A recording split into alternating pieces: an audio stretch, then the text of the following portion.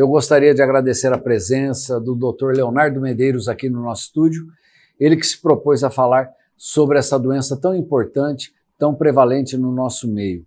O Alzheimer está cada vez mais diagnosticado e cada vez mais estudado. Nós realmente nos motivamos a falar sobre esse tema porque recentemente saiu uma medicação nova para o tratamento. Então, vamos falar sobre a doença e também depois comentaremos a respeito desta nova medicação. Dr. Leonardo, eu gostaria que, para iniciar o programa, o senhor explicasse para o nosso telespectador o que é essa doença Alzheimer. Primeiramente, obrigado de novo pelo convite, eu adoro estar aqui conversando, batendo papo, acho que você passa muito rápido as nossas conversas aqui, a gente podia conversar até mais tempo. Legal, vamos lá, o que é a doença de Alzheimer? É a principal doença degenerativa, neurológica que a gente tem, e é a principal disparada, cerca de 75% dos casos das demências no nosso meio, tá? Então, a doença de Alzheimer é a principal causa de demência no nosso meio. E a principal doença neurodegenerativa. O que é isso? É a morte dos neurônios. Então, a doença de Alzheimer a principal. O senhor fala em demências. Existem outras doenças demenciais? Sim, existem. A principal, como eu disse, José, é a doença de Alzheimer, tá? Ela é 75% dos casos são doença de Alzheimer. Contudo, existem outras. A segunda principal causa é que a gente chama de demência tipo vascular. O que é isso? Pequenos AVCs machucando o neurônio e levando também à perda cognitiva. Outras demências mais raras, nós temos tal como a demência por Corpus de Levy, demência frontotemporal, que são demências bem mais raras, tá? Mas a mais prevalente, disparada, é a doença de Alzheimer. Tá. A doença de Alzheimer é uma doença que, de um tempo para cá, ela tem sido mais bem estudada, o diagnóstico é mais preciso, e antigamente tudo era englobado em demência senil. Isso daí é por causa da senilidade, o cara está ficando caduco, e hoje você consegue diferenciar muito bem cada uma delas. Fantástica essa pergunta, né? Porque muitos pacientes chegam e falam, não, eu não tenho Alzheimer, eu tenho demência senil. Esse termo não existe. Demência senil não existe. O principal fator de risco para a gente ter um quadro demencial é o envelhecimento. Contudo, envelhecer não é sinônimo de ficar demente. Então, esse termo demência senil está errado. Senilidade é o ato do envelhecimento. Contudo, a gente tem perdas cognitivas. Claro, comparar uma pessoa de 80 anos com 18 anos é diferente, a memória é um pouquinho diferente. Mas não quer dizer que esse senhor de 80 anos, essa senhora, tenha um quadro demencial. Não quer dizer que o envelhecimento por si só é sinônimo de demência. Não. Então, novamente, esse termo demência senil não existe. A principal causa é doença de Alzheimer. Certo. O Alzheimer é prevalente em qual idade? Mais em homens, mulheres? Existe alguma raça que tem maior prevalência desta doença? Legal. Assim, não, infelizmente acomete todo mundo, tá bom? O principal fator de risco, como eu já disse, é a idade. Conforme a gente vai envelhecendo, vai aumentando a chance de a gente ter Alzheimer. Acima dos 60 anos aumenta muito a chance de ter Alzheimer. Tinha uma colega até que comentava que se der tudo certo na nossa vida, a gente vai ter Alzheimer, tá? Por quê? Porque a gente vai envelhecendo, passando por trauma, durante o próprio parto, tá? E vai envelhecendo, isso vai aumentando, infelizmente, o risco de ter uma doença, tal como a doença de Alzheimer, que é fruto do envelhecimento do ser humano. Tem até um outro professor que falou que todo mundo vai ter, independente. O problema é que, assim, as pessoas às vezes falecem antes. Então, por exemplo, Niemeyer, que eu cito muito, é um senhor que morreu com 105 anos, era um cara inteligentíssimo, usava muito cognitivo. Ele morreu bem, sem nenhum quadro demencial. Mas às vezes se ele chegasse com 130, 140 anos, poderia desenvolver uma doença de Alzheimer, que é o envelhecimento do nosso cérebro. Aquelas pessoas que usam mais a mente, por exemplo, um professor, um físico, uma pessoa estudiosa que não para nunca de ler e praticar outras atividades, ela tem uma chance menor de desenvolver o Alzheimer? Fantástico. Essa pergunta é maravilhosa, muito boa mesmo. Por quê? Já que eu estou falando assim, é um fruto do envelhecimento, a gente pode prevenir? A gente já vai falar um pouquinho de prevenção. E quanto mais você criar conexões neuronais, tá, que são, imagina, nós temos um neurônio e outro, e eles acabam se comunicando. Cada dedo aqui meu seria como o que a gente chama de sinapse. O neurônio ele pode desenvolver mais sinapses. E quanto mais você aprender atividades cognitivas, aprender coisas novas, ler, isso desenvolve mais sinapse. Isso diminui a chance de ter doença de Alzheimer. É o que a gente chama de reserva cognitiva. Então, quanto maior a reserva cognitiva, menor é a chance de você ter doença de Alzheimer. Cito novamente o Niemeyer, um cara inteligentíssimo, um dos maiores arquitetos do mundo, quiçá do nosso meio, com certeza do nosso meio e quiçá do mundo. Ele, com 105 anos, o cognitivo dele é completamente normal. Então, novamente, reserva cognitiva é um dos fatores que diminui a chance de a gente ter Alzheimer. Para você ter uma ideia, se a gente tiver aprender uma segunda língua, tal como o inglês, por exemplo, diminui a chance de 50% de ter Alzheimer. Sabe? Isso é fantástico. A música também diminui a chance de ter Alzheimer. É muito raro você ver um músico com doença de Alzheimer, porque a música protege. Tem outras conexões locais diferentes do cérebro que acabam protegendo contra a doença de Alzheimer. Então, quanto mais estudar, quanto mais aprender, mais reserva cognitiva a gente fizer, menor é a chance de ter uma doença de Alzheimer. Eu li há um tempo atrás que você tentar escovar os dentes com a mão esquerda, você manipular objetos que normalmente você pega com a direita, você conscientemente pegar com a esquerda, isso também diminui, é verdade? Sim, bem bacana também esse comentário, porque a gente está desenvolvendo outras conexões. Então, por exemplo, eu sou destro, eu escovo os dentes com a mão direita. Treinar a mão esquerda, porque você está desenvolvendo outras conexões, outras sinapses, que é aquilo que eu falei. Então, aquele neurônio tem 5 conexões, ele vai ter 6, 7, e isso é uma reserva cognitiva. Então, atos simples, eu não tenho condições de fazer uma aula de música, então um ato simples, escovar os dentes com a mão esquerda, pentear o cabelo com a mão esquerda, alimentação, ou até treinar a escrita. A escrita é muito difícil a gente fazer, então tem que ter uma coordenação fina. Então começa a escrever com a mão esquerda. No começo vai ser terrível, vai sair a letra toda torta, você vai ficar com raiva, mas depois de uns 6, 7 meses aquilo começa a melhorar e vai ficar ambidestro. Então novas conexões serão feitas e isso também diminui a chance de ter um Alzheimer. Pacientes que têm algumas doenças, como depressão, doenças outras neurológicas ou psiquiátricas, realmente eles têm uma maior chance de desenvolver o Alzheimer? Legal. Tem até trabalhos mostrando que na idade adulto, jovem, a ansiedade é até bom, porque tem uma música da Beth Carvalho e Zeca Pagodinho que fala camarão que dorme é ombro da leva, né? Então a pessoa tem que ser um pouquinho ansiosa. O problema é que ela é ansiedade demais, mas a ansiedade até ajuda para evitar uma doença de Alzheimer, uma ansiedade leve, claro. Depressão já não. Quadros depressivos, principalmente depressivos crônicos, a gente sabe que já tem alteração estrutural no neurônio, tá? Então tem aqueles pacientes com depressão grave de longa data, tem quadro de atrofias em certas regiões do cérebro, quando comparado com controles, aqueles pacientes que não têm depressão. Então, assim, infelizmente, a depressão aumenta, sim, o risco. Tem que tomar cuidado. A depressão também é um dos diagnósticos diferenciais de demência. Então, às vezes, a gente pensa que o paciente está demenciado, não, é uma depressão grave, que é o que a gente chama de pseudodemência, uma falsa demência, entendeu? Então, a depressão pode se confundir com o quadro demencial também. Certo. Quais são os primeiros sintomas que devem os familiares se atentarem, ou os colegas se atentarem, de que esta pessoa está iniciando um quadro de Alzheimer? Legal. Primeiro, eu acho que é legal a gente definir o que é demência, o que seria demência. Demência é uma perda na cognição. Na doença de Alzheimer, o principal é a memória. Tá? Tem algumas outras formas de doença de Alzheimer que não é necessariamente memória, mas o mais comum, prevalência maior, é a memória. Tá? E junto, para eu falar quadro demencial, ele tem que ter prejuízo nas atividades de vida diárias. O que é isso? Então, aquele vozinho que consegue pagar todas as contas, tudo bonitinho, tudo tranquilo, e de repente começa a acumular contas, ele esqueceu de pagar, vai no banco, o gerente, até às vezes, infelizmente, por mau caratismo, começa a fazer empréstimo, e aquele vozinho que nem precisava de dinheiro começa a pegar um monte de empréstimo e fica devendo, por exemplo. Aquela pessoa que sai para ir num trajeto não consegue voltar para casa, se perde. Então, isso é perda da funcionalidade, começa a depender mais. Está cozinhando, ao invés de colocar açúcar, ao invés de colocar sal, coloca açúcar, troca. Um dos sinais mais interessantes é o que a gente chama sinal do remédio.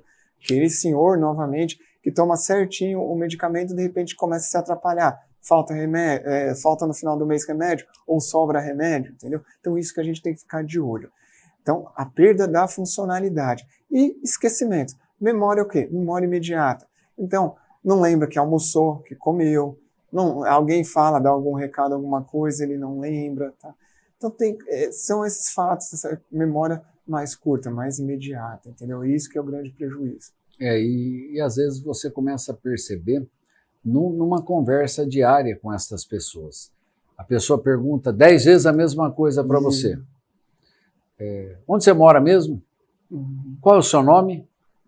Quantos anos você tem? Dali a pouquinho começa a perguntar tudo novamente. Então isso, realmente, essa repetição, porque ele esqueceu do que ele lhe perguntou há pouco tempo, realmente ele acaba informando que algo não vai bem. Agora, a memória retrógrada, lá de trás, de 40 anos, 30 anos, é preservada? Isso é legal também, porque, legal, entre aspas, né? Mas é interessante, em que sentido? O início do problema da doença de Alzheimer é num lugar que a gente chama de lobo temporal, que é o hipocampo. É onde que a gente tem um negócio chamado consolidação da memória. O que é isso? É tudo que está acontecendo hoje no dia, a gente tem essa memória curta, e durante a noite do nosso sono, aí ela consolida, tá? A memória para tentar deixá-la de longo prazo. E essa memória ela é armazenada em outra região, que é um lobo parietal, por exemplo. Tem vários outros locais, mas o lobo parietal é o principal. Então a doença começa no lobo temporal. A memória mais antiga está armazenada em outro local. Então o paciente não consegue lembrar que é nova, mas as antigas que está em outro local, ele lembra, porque não está prejudicado ainda. Nas fases mais tardias, também vai ter comprometimento dessa memória tardia.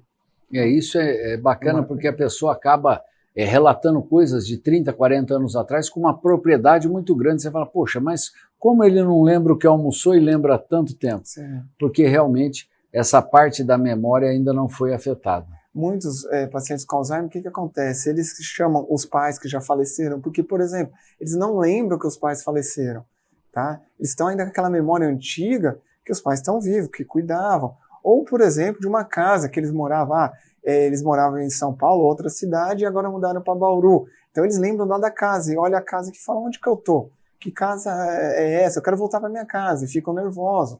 Ou, novamente, a história do pai. Cadê minha mãe? Cadê meu pai? Aí você fala, meu pai faleceu. Pô, mas como assim faleceu? E eu não lembro? Aí eles ficam nervosos, choram. Por quê? Porque essa memória recente está mais prejudicada. A memória antiga ainda está preservada em alguns pontos. O que ocorre em nível cerebral? É uma deposição do quê? O que realmente acontece? Legal. O principal processo de genética, a gente não sabe o que começa, qual que é o start para iniciar tudo, tá? O que a gente sabe é que assim, no começo tem um negócio chamado que é um acúmulo de uma proteína chamada beta-amiloide. A beta-amiloide é uma proteína mal conformada, tá? Ela fica meio, vamos falar em termos leigos, assim, ela fica torta e acaba depositando no neurônio, levando à morte neuronal, consequentemente, tá? E isso desencadeia todo o papel. Mas o que ocasiona essa proteína beta-amiloide errada, que essa anormal, a gente não sabe ainda. Tem algumas doenças que são genéticas, que sim, que esse quadro genético vai levar essa proteína mal formada, mas a maioria dos casos não é genético. E a gente não sabe o que inicia esse processo todo, essa proteína beta-amiloide errada, né?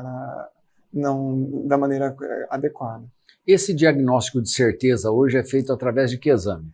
O diagnóstico de certeza é biópsia.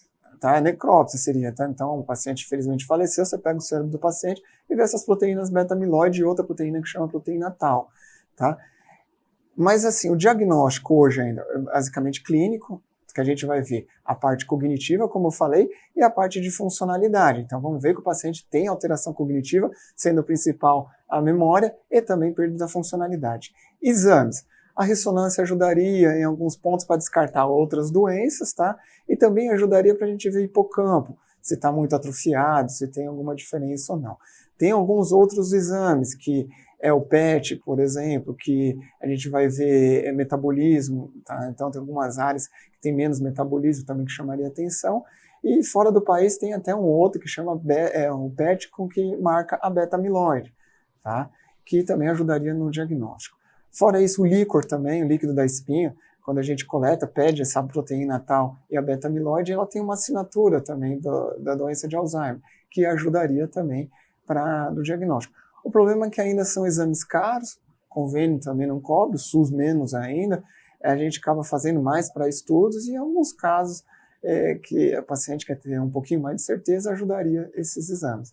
Mas ainda não está disponível para toda a população, infelizmente. Pelo que o senhor está dizendo, esta doença não tem cura, mas tem tratamento. Como tratar? Infelizmente é uma doença que não tem cura ainda, tá? Quem sabe, se Deus quiser, amanhã, depois já aparece a cura, como você disse no começo, tem vários estudos ainda para a doença de Alzheimer.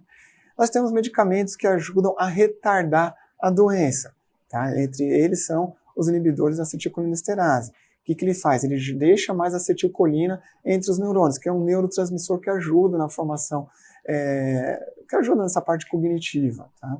Então, eles retardam a evolução da doença. E, infelizmente, é uma doença neurodegenerativa. Não temos doença que pare esse processo, mas tem remédio que diminui a evolução. E não só o medicamento. Eu acho que assim, o mais importante é a parte não comportamental, não medicamentosa. O que eu quero dizer? Por exemplo, atividade física ajuda muito a diminuir a evolução da doença.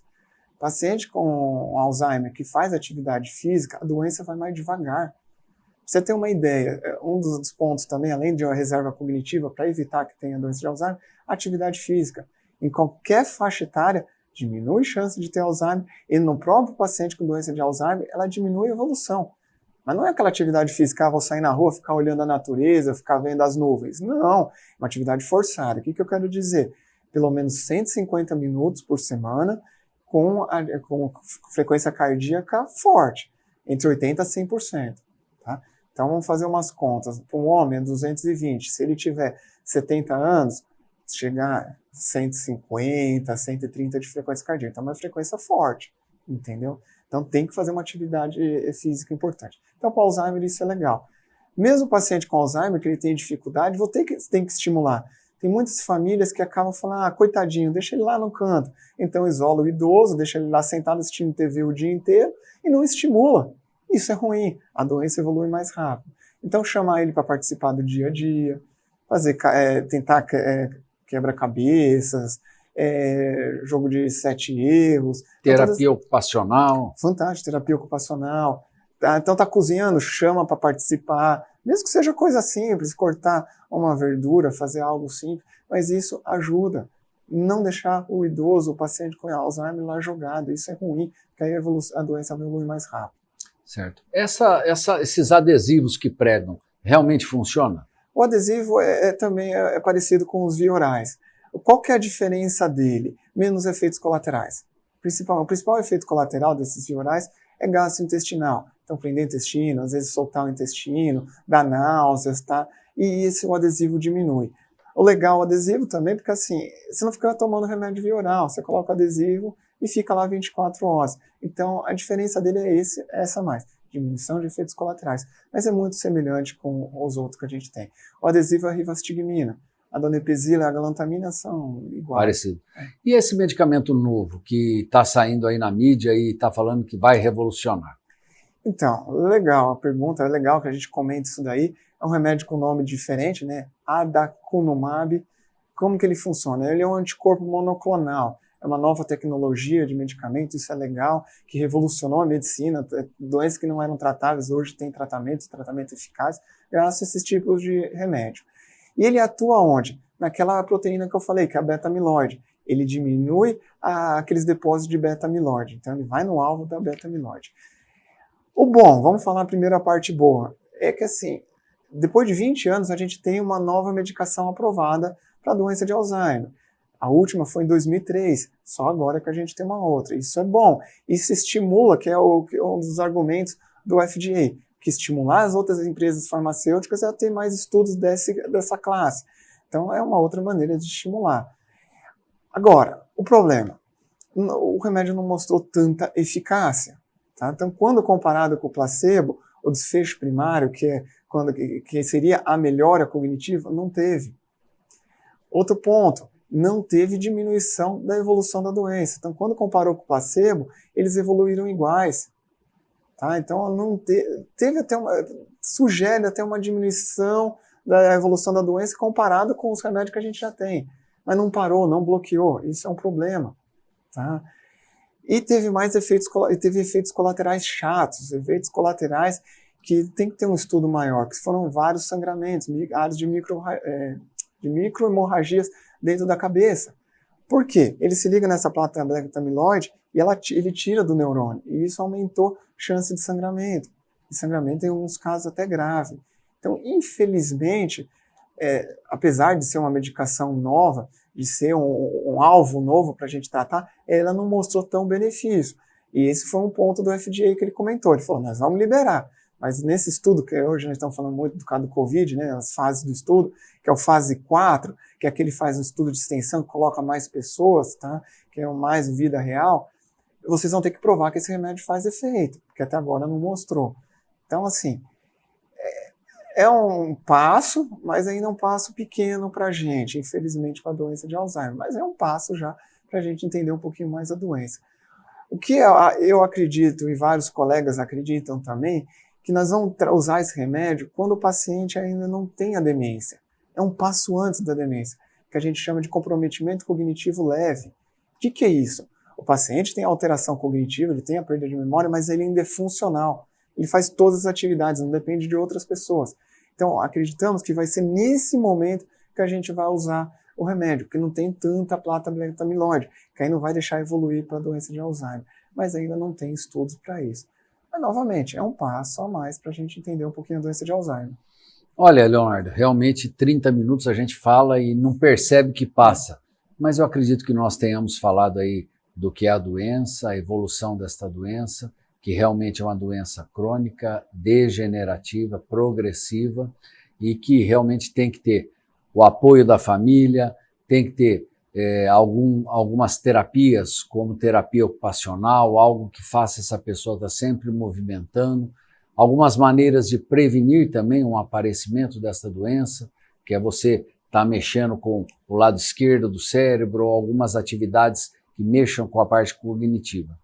Mas mesmo assim, eu gostaria que você deixasse aí um recado, mesmo sabendo que não tem cura, que tem como retardar, que deixasse aí uma mensagem para o nosso telespectador. Legal. Melhor do que remediar é prevenir. Então, importantíssimo sempre, reserva cognitiva, quanto mais a gente estudar, aprender coisas novas, melhor. Não é porque a gente está com 70, 80 anos, acabou a vida, não precisa aprender mais. Sempre, a vida é sempre um aprendizado, isso é fantástico. Segundo ponto, coloque atividade física na rotina. Atividade física diminui a chance de ter doença de Alzheimer em qualquer faixa etária. Então a gente começa a prevenir na adolescência, idade jovem, primeira década de vida, até os 80, 90 anos. Então a atividade física é importantíssima. Outro ponto que a gente não comentou, a alimentação. Alimentação saudável, prevenir outros fatores de risco cardiovascular, tal como hipertensão, diabetes, isso, atividade também, alimentação saudável faz. E controlar tudo isso. Isso diminui e muito a chance de ter uma doença de Alzheimer. A dica final, melhor do que remediar é prevenir. Eu não fiz uma pergunta, não me atentei a isso. Filhos ou filho de pai com Alzheimer tem maior chance de desenvolver? Infelizmente tem. Tá? Aumenta o risco, sim. Infelizmente tem alguém na família, aumenta o risco de ter Alzheimer. Tá? Então, novamente, então eu vou começar a fazer um monte de exame, pesquisar aquele exame que eu fiz. Infelizmente, não vai ter muito o que fazer. Mesmo se eu falar, você tem uma chance muito maior de ter doença de Alzheimer, o que eu vou prescrever? Atividade física, atividade cognitiva, uma alimentação. Que tem que todo mundo fazer. É isso aí. Isso é o mais importante. Legal. Eu acredito que o nosso telespectador tenha tido informações bastante importantes para diferenciar aí a respeito desta doença, você poder entender um pouco melhor, poder ajudar o seu próximo. E se restaram algumas dúvidas, queiram encaminhar aqui para a TV Prevê. Tenho certeza que o doutor terá o maior prazer em respondê-las. Muito obrigado mais uma vez, Leonardo. Já fica aqui o convite para que o doutor volte para outros temas.